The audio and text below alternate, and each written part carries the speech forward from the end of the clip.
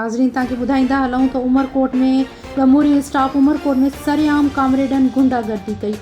Report Syed Abdul रहमान शाह जे मुताबिक़ इनायतुल्ला पल्ली, हिदायतुल्ला पल्ली ऐं सनाउल्ला पल्ली हथियारनि जे ज़ोर ते होटल मालिक ग़ुलाम हुसैन कोरी ऐं ग़ुलाम मुस्तफ़ा कोरी ते तशद्दुद करे सख़्तु ज़ख़्मी करे विया, जंहिंमें कोरी बिरादरी जे माण्हुनि एहतजाज कयो। एहतजाज में शरीक माण्हुनि पंहिंजा मौक़िफ़ ॾींदे चयो त ग़ुलाम हुसैन कोरी ऐं ग़ुलाम मुस्तफ़ा कोरी सां इंसाफ़ कयो वञे।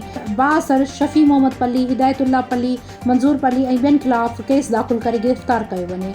हुननि SSP उमरकोट खे अपील कंदे चयो त बदमाशी कंदड़नि खे सख़्त खां सख़्त सज़ा ॾिनी वञे।